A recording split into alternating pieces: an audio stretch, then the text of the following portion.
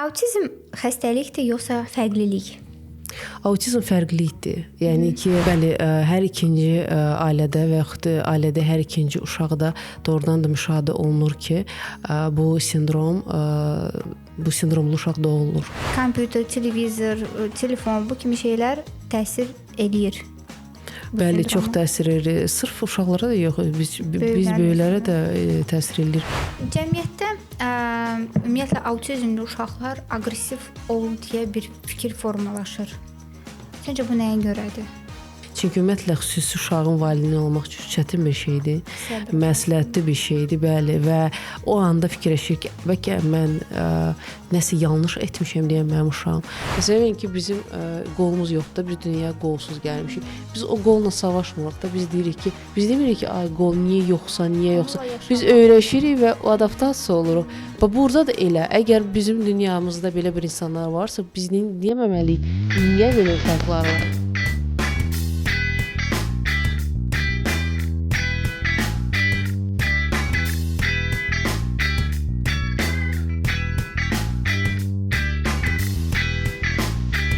Səhnədən kənarın növbəti buraxılışındayıq və bugünkü mövzumuz autizm sindromlu uşaqlardır. Həmsöhbətim isə Pərvanə Qasımova. Xoş gəldin. Salam, necəsiz? Yaxşı. Siz necəsiz? Şükür, yaxşıyıq. Pərvanə, ilk sualım odur ki, ümumiyyətlə autizm nədir? Autizm də əlbəttə ki, bir sindromdur. Amma əlavə etmək istəyərdim ki, autizm sindromla mücadilə etmək yox, anlamaq lazımdır ki, belə bir uşaqlarla ümumiyyətlə onları dünyaya necə adaptasiya etmək və onlara kömək etmək ki, bu adi dünyada onların fərqliliyi necə ola bilər. Autizm xəstəlikdir yoxsa fərqlilik? Autizm fərqlilikdir. Yəni ki, autizm uşaqları adi uşaqlardan tipik, atipik deyirlər. Tipik və atipik fərqləndirilən nədir? Onlar sadəcə dünyaya başqa cür baxırlar. Daha da həssas, səslər, baxışlar və yaxud şəkillər onlara daha da həssasdır deyə. Ona görə onlar fərqlilikdir. Qətiyyən heç bir xəstəlik deyil. Neçə yaşdan etibarən sırf anlamaq olar ki, bu uşaqda autizm var? Uşağa autizm sindromu 1 yaş 8 aydan sonra bəlli olur və nevropatoloq və psixiatr uşağa 1 yaş 8 aydan sonra artıq bu sindromunu qeyd edə bilər. Ana bətnində, məsəl üçün müşahidə apararaq anlamaq olarmı ki, bu uşaqda autizm var yoxsa yoxdur?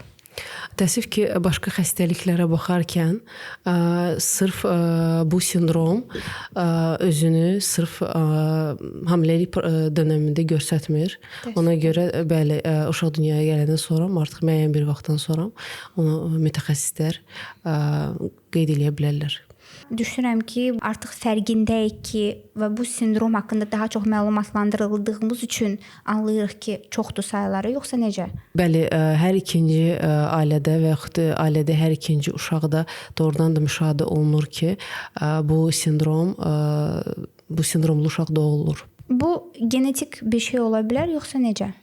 Bəli, bunun genetik tərəfləri də var, amma bəzi mütəxəssislər bunu onunla bağlayırlar ki, niyə? Əvvəl məsəl üçün belə uşaqlar daha da az idi, indi daha da çoxdur. Çünki bizim uşaqların aktivliyi çox azalıb. Hava, küçə və yaxud palçıq, müəyyən bir oyun prosesləri yoxdur. Əvvəl yadınızdadır ki, bəlkə də yarpaqdan biz pul düzəldirdik uşaqlıqda. İndi uşaqlar onunla məşğul deyirlər və bu həmin o proses baş vermir. Və yaxud analar çox titizdir uşaqlarına qarşı, çiklənməsin, batmasın. Belə bir şeylər nəticədə uşaqda müəyyən bir nəticələri çıxardır. Yəni kompüter, televizor, telefon bu kimi şeylər təsir eləyir. Bəli, çox təsir edir. Sırf uşaqlara da yox, biz böyüklərə də təsir edir. Biz passivləşmişik, heç kimlə görüşmək istəmirik, danışmaq istəmirik. Hər şey həll edirik telefonla, onlayn falan. Amma bunu kəşf edən də ki, müəyyən bir şey üçün kəşf etmişdik ki, bizim həyatımızı basitləşdirsin, yəni daha da asanlaşdırsın. Amma ki, nəticədə elə oldu ki, biz artıq passivik, uşaqlarımız da ondan da pasiv. Yəni bir növ həyat tərzi bu sindroma təsir eləyir. Bir növ bəli. Yəni bir növ bəli. Ola bilərmi ki, məsəl üçün qeyd elədin ki, 1 yaş 8 aydan sonra müşahidə olunur sindrom. Ola bilərmi ki, artıq böyük yetişkin insan 20 yaşlarından sonra, 30 yaşlarından sonra anlasın ki, onda sırf autizm spektrləri var. Elə bir şey ola bilər. Sərbəst şəkildə nəzərdə tutursunuz? Yəni, düşünürəm ki, autizmdə pillələri var. Yəni daha sərt formadamı, daha yumşaq formadamı? Yəni yetişkin insan sonradan anlaya bilərmi ki, onda bu sindromlar var, yoxsa necə? Maraqlısı odur ki, sindrom birdir, autizm, amma ki davranışlar və özünü göstərmək çox fərqlidir. Və ola bilər ki, baxırsan ki, bağçada bir qrupda 2-3 uşağın əlamətləri var, sindromlar, autizm əlamətləri var, amma ki çox fərqli şəkildə özünü göstərir. Ona görə bizim də böyüklərin bəzi təkrarlanma və yaxud hansısa ona oxşar davranışlarımız ola bilər. Amma o demək deyil ki, biz 100% o sindromdayıq. Maraqlısı odur əslində. Ona görə biraz yox. Deməlim ki, 20 yaşında bilmək olar ki, o sindrom var yoxsa yox. Sadəcə olaraq əgər bu davranışlar ona heç bir maneçilik törətmirsə, bəli, onda o adaptasiya olur cəmiyyətə, ümumiyyətlə insanlara. Amma ki, bəzi hallarda çox həssas bir nöqtələri var. Məsəl üçün nitq yoxdur da. Hər autizmdə nitq olmur. Bəzilərində olur, bəzilərində olmur. Və hərdən valideynlər fikirləşir ki, əgər nitq yoxdursa, deməli dərhal bu autizmdir. Yox, qətiyyən, yəni ki, qoy valideynlər elə fikirləşməsinlər. Ola bilər ki, asosialdır, kontakta girmir və yaxud səsinə səslənmir, həmən düşünürlər ki, bu əlbəttə autizmdir. Ona görə bu xüsusi məsələlərdir. Həmən dərhal bir uşağa görə o uşaqları gərək qiymətləndirməsinlər. Autizm olan uşaqları uşaq bağçalarında və ali məktəblərdə, orta məktəblərdə digər uşaqlarla bir oxuya bilərlər, yoxsa onların ayrıca bir məktəbləri, ayrıca bir qurumlarda olmalıdırlar onlar? Sırf bizim cəmiyyəti götürsək, bizdə biraz bu məsələ çox həssasdır. Bəzi hətta valideynlər, müəllimlər belə çox belə qəribə davranırlar belə uşaqlarla, bilmirlər necə davransınlar. Hamı yox əlbəttə ki. Amma məsələn xaricdə belə uşaqları sırf qatırlar adi tipik uşaqlara ki, onlar bir cəmiyyətdə olsunlar ki, bəli, qoy onlar da ona öyrəşsin. Onlar da, çünki deyirlər ki, əgər belə uşaqları sırf bir cəmiyyətə bağlasaq da orada inkişaf getməyəcək. Amma tipik uşaqlarla olsa, onda inkişaf gedir, balans yaranır. Səncə, məsəl üçün, tutaq ki, 10 nəfər uşaqdır qrupda və bir nəfər də autizm spektrli uşaqdır. Müəllimə, pedaqoq müəyyən bir praktikadan, tədrisdən keçməlidir, sırf autizmli uşağa yanaşmağı öyrənmək üçün, yoxsa normal tədris planını digər uşaqlar necə tətbiq edirsə, o uşağa da tətbiq eləməlidir? Əlbəttə ki, hər mütəxəssis sırf müəllim olmasa, hətta əlavə olaraq öz peşəsi ilə bağlı, uşaqlarla bağlı hər dəfə təlim alsa gözəl bir şeydir. Amma ki, mən hətta düşünürəm ki, heç götürməyək atipik uşaqları, götürək tipik uşaqları. Hər tipik uşaq və ya oturmağa meyillidir və yaxud eyni necə dərsi keçirsə, onlar eyni başa düşürlər. Xeyr, hər kəs çox fərqli düşüncə, intellekt səviyyəsindədir deyə fərqli şey. Amma müəllimlər proqramı eyni keçirlər. Çünki sinifdə 35 nəfər olur. Hər kəslə məşğul olmaq da çətindir. Amma ki, individual yanaşma əlbəttə ki, mütləqdir. Çünki mən bir psixoloq olaraq hətta mənim yanıma uşaqlar gəldiyi halda hərəsinə fərqli davranış, fərqli yanaşma olur ki, nəticə başqa cür olur. Çünki hər uşaq oturmağı sevmir, hər uşaq danışmağı sevmir, hər uşaq oynamağı sevmir. Deməli, individual şəkildə ondan istədiyi almaq istəyirsənsə, deməli, yanaşma individual olmalıdır. Cəmiyyətdə autizmli uşaqlar özlərini necə göstərirlər? Necə büruzə verirlər və yaxud özləri necə yer tapırlar, həm yaşıdları ilə necə ünsiyyətə girirlər, adaptasiyalara necə keçir? Onlar fərqlidir deyə, fərqli şəkildə özlərini göstərə bilərlər, ifadə edə bilərlər. Bəziləri çox normalda standart olaraq kontakta girirlər. Onlar üçün problem deyil, amma bəziləri çox həssasdır deyə hərdən çox belə aşırı səsə və yaxud işığa, bəli, başqa cür davrana bilər. Bu halda qarşı tərəf, yəni biz tipik insanlar buna qeyri-adi baxmamalıyıq. Başa düşməlidir ki, qarşımızda həssas bir insan var, həssas bir sindrom var və ona adaptə olub və düzgün şəkildə davranmaq lazımdır. Cəmiyyətdə ümumiyyətlə autizmli uşaqlar aqressiv olur deyə bir fikir formalaşır. Səncə bu nəyə görədir? Çünki onların davranışları biraz əgər tipik uşaq məsəl üçün özünü əldə saxlaya bilirsə, özünü kontrol edə bilirsə, atipik uşaq hərdən onu bacarmır. Ona görə bizdə elə bir şey yaranır ki, evet bu aqressivdir deyə ona görə özünü apara bilmir, istəyir özünü bu şəkildə göstərsin, amma bu aqressiyadan irəli gəlmir. Bu bilirsiniz necədir? Bizə məsəl üçün müəyyən bir pribor ver, biz onu məsəl istifadə edə bilmirik də. Çəngəldir və yaxud qaşıqdır, biz onu bilirik, amma var elə priborlar ki, biz onu məsəl istifadə edə bilmirik. Və onlar da məsəl üçün hansısa bir ona məxsus olmayan emosiya ilə, səslə, ətrafla, mühitlə qarşıladığı halda çaşır bir anda. Ona görə təpkisi biraz qeyri-adidir. Ona görə çünki bu aqressivdir. Yox, aqressiya deyil. O sadəcə olaraq bir anda həyəcanlanır, o həyəcanlı şəkildə bir özünə göstərir. Ümumiyyətlə, məsələn, sənin üçün artıq bu normaldır, çünki bu sənin peşəndir. Yəni autizmli uşaqlarla işləyirsən, bir psixoloq olaraq sən onları çox gözəl anlayırsan. Amma bəzi valideynlər var ki, bu həqiqətlə barışmırlar, yəni qəbul eləmirlər.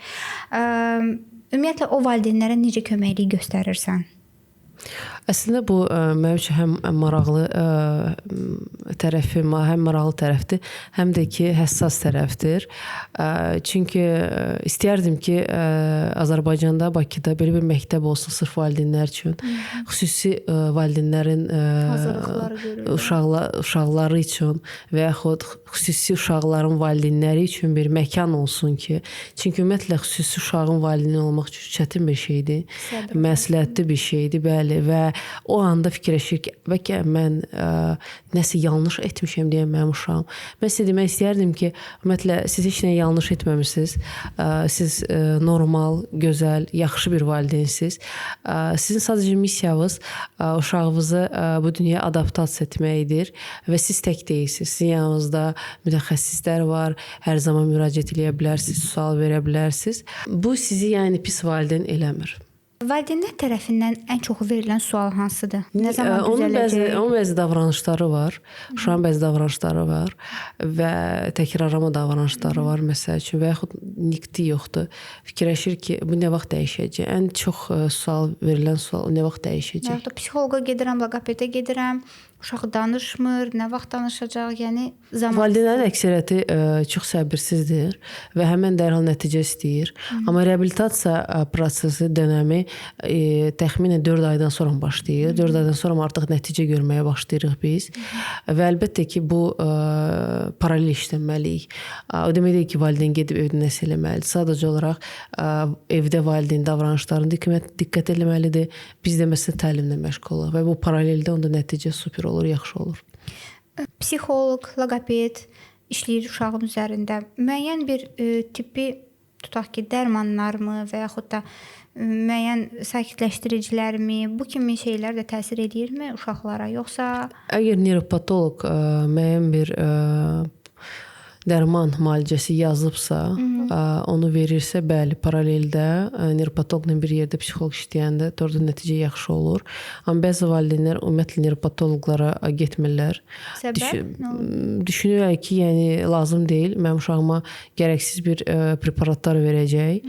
Amma ki, beyin üçün qidalanma lazımdır. Yəni bu preparatlar onun üçün yaranır ki, beyin qidalansın, inkişaf etsin və təlim də daha da tez getsin. Nəticə versin, bəli.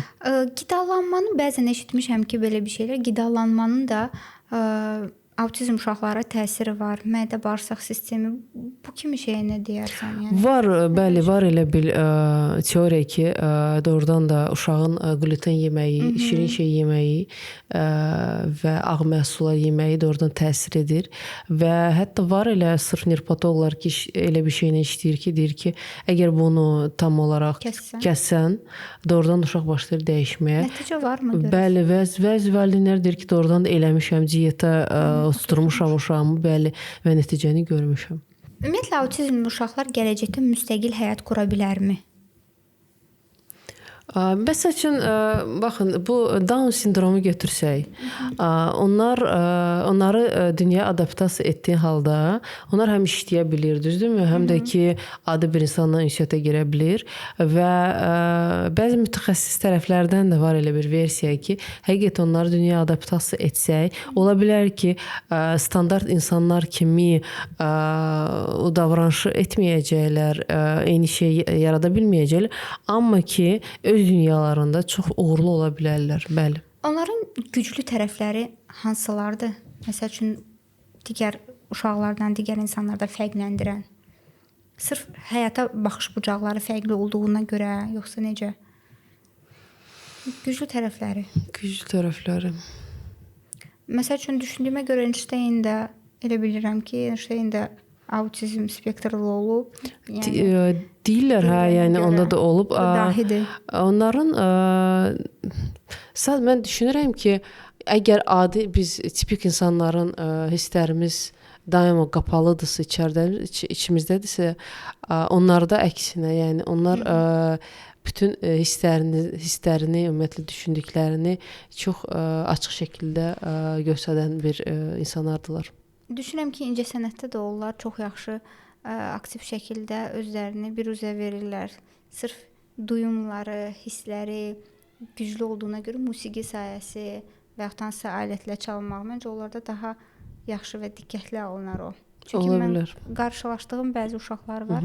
Həqiqətən də həm riyazi biliklərində güclüdürlər, eyni zamanda da musiqi alətlərində də ifa edirdilər. Autizmli insanlara ümumiyyətlə cəmiyyət olaraq necə dəstək ola bilərik? Anlayış, mən düşünürəm ki, biz istərsəməz onlardan daha da çox bilirik və bizim indi ola bilər ki, onlar bəzi hallarda tam olaraq çox şey anlamırlar, amma çox şey hiss edirlər. Amma biz həm hiss edirik, həm də anlayırıq. Ona görə bizim missiyamız onları anlamaqdır.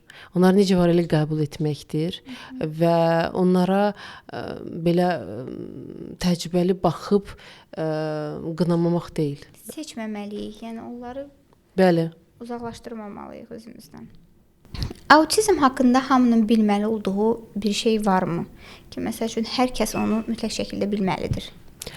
Autizm, bəzi valideynlər fikirləşir ki, autizm hava ilə, su ilə keçən bir şeydir və hərdən öz uşaqlarını elə uşaqlardan uzaqlaşdırır, məsəl üçün harandasa bir yerdə oynayanda falan. Amma ki, bu elə bir xəstəlik deyil ki, siz fikirləşirsiniz ki, əgər mənim uşağım da ondan ünsiyyət qurduğu halda ona da keçəcək. Bunu bilməlisiniz, birinci. İkincisi, əgər siz nəyisə bilmirsinizsə, bu barədə məlumat toplamağa olar, soruşmaq olar da.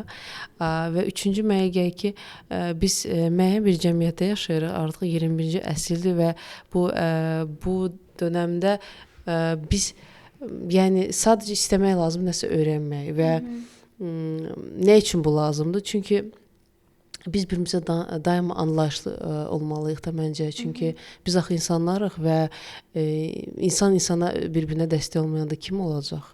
Və biz də uşaqlarımızı gələcəkdə artıq öyrətsək ki, anlayışlı, əgər qarşında xüsusi bir insan və ya xüsusi sindromlu, sırf autizm olması, gəl ümumi danışaq, Downlu olsun, əlil olsun, buna belə, vau, bu nədir, baxmaqla deyil.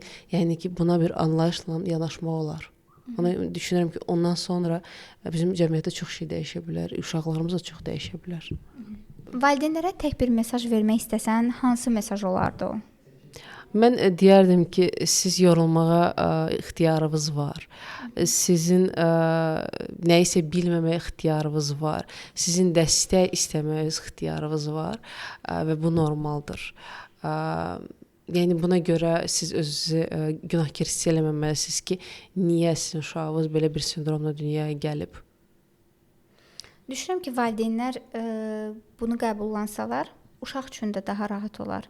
Çünki valideynə ilk öncə səbr lazımdır. O səbr eyni zamanda uşağa da ötürür. İlk öncə onu anlamalıdır deyə düşünürəm. Biz dünyaya xüsusi sindromlu uşaq gətirmək heç sırf yenə deyək, ümumi danışaq, autizm olmasın, Down olsun, 50 uşaq olsun, həmin dərhal sanki valideyndə bir hiss yaradır ki, mən fərqlənirəm o birisi valideynlərdən və əlbəttə ki, onu pillə olaraq özünü aşağı pilləyə qoyur. Çünki əgər mən yuxarı pillədə olsam, mənim həyatımda hər şey yaxşı olmalıdır. Amma bu yanlış düşüncədir. Çünki insan həyatda hər bir hisslə, hər bir situasiyanla qarşılaşa bilər və onu nə pis eləyir, nə də yaxşı eləyir. Bu sadəcə bir situasiyadır. Qaldı ki, sizin ətrafınızda olan insanlar ona qarşı necə münasibət bəsləyirlər, o insanların problemidir, o sizin probleminiz deyil. Sizin əsl məsələ uşağınızı sevmək və onu necə şəkildə var qəbul etmək. Mən həmişə deyirəm ki, təsəvvür edin ki, bizim qolumuz yoxdur da, biz dünyaya qolsuz gəlmişik. Biz o qolla savaşmırıq da, biz demirik ki, ay qol niyə yoxsa, niyə yoxsa. Biz öyrəşirik və adaptasiya oluruq. Burada da elə, əgər bizim dünyamızda belə bir insanlar varsa, biz deyəməməliyik, niyə belə uşaqlar var? Biz onlara adaptasiya olmalıyıq. Mən düşünürəm ki, ən asan yol elə budur məncə. Barışmaq və onunla yaşamağı öyrənmək, eyni zamanda və onun da yaxşı tərəflərini axtarmaq, bəli. Dedin ki, məsəl üçün yaxşı olardı ki, valideynlər üçün ayrıca bir kursmu və yaxud da onları yönləndirəcək bir mərkəzmi olsun. Amma bəzən olur ki, bağçalarda və digər qurumlarda valideyn görüşü keçirilir, məsəl üçün həftə sonları, amma çoxsu məhz sindromu olan uşaqların valideynləri təəssüf ki, bu seminarlara qatılmırlar. Sizcə bunun səbəbi nə ola bilər? Bəli, yəni olub ki, mən mərkəzlərdə işləmişəm və mərkəzlərdə həftə sonu bir cəmiyyət qurublar və müəyyən bir mövzu qoyublar və valideynləri çağırıblar. Bəlkə suallar versin mütəxəssisə falan. Çox nadir hallarda kimsə gəlir, 1-2 nəfər. Problem bir neçə ola bilər. Ola bilər ki, valideyn utanır. Ola bilər ki, o qədər də qəbul eləmir, bəlkə o qədər də önəmsəmir, yəni problemi. Çünki siz psixologiyada çox gözəl bir sindrom var. İnkar. Mən görmürəm, hiss etmirəm. Demək ki, o yoxdur. O yoxdur, bəli. Amma mən sizə məsləhət görərdim. Əgər həqiqətən mütəxəssis buna vaxt ayırırsa, sizi çağırırsa və bu barədə sizə ətraflı danışmaq istəyirsə, siz müəyyən bir suallarınızı sizi narahat edən, sizi təşvişə salan suallarınıza cavab verə bilərsiniz və rahatlıq tapa bilərsiniz ən azından. Ona görə dəyərləndirin. Yəni bu çox vacib olan bir şeydir. Dedin ki, Avropada autizmli uşaqlar digər uşaqlarla birgə məktəbə qədər müəssisədə yerləşirlər, bir yerdə tədris eləyirlər. Bizdə Azərbaycanda düşünürəm ki, amma ildən ilə biraz da olsa inkişaf eləyib bu. Çünki 5 il, 10 il öncəyə baxsaq, bu sindromu ümumiyyətlə valideynlər qəbul eləmirdi. Zamanla artıq psixoloji mərkəzlər açıldıqca, valideynlər maarifləndikcə, internetdə bu onlarda məncə bir sakitləmə yaratdı. Elə deyilmi? Yoxsa ildən ilə daha da çətinləşir, daha da aqressivləşir bu forma? Mənim sırf öz təcrübəmdə olub ki, bəzi valideynlər inkar eləyib, yəni mücadilə eləyib və yaxud mübarizə aparıb. Amma mənim vaxtdan sonra razılaşıb və artıq yendirəm adaptasiya olub həmin o gününə, ayına və yaxud o günlərinə ki, ümumiyyətlə necə olacaq və nə edəcək. Düşünürəm zamanla, bəlkə də faiz dərəcəsində az olsa da, amma zamanla artıq da bəzi valideynlər adaptasiya olub və yaxud razılaşacaqlar sindromla və artıq onların da həyatı onlar üçün daha da asanlaşacaq, bəli. Amma onlar hələ də düşünürlər ki, əgər birdən razılaşsam və yaxud necə var elə qəbul etsəm, bəlkə də xəyanət eləyərəm birdən özümə və yaxud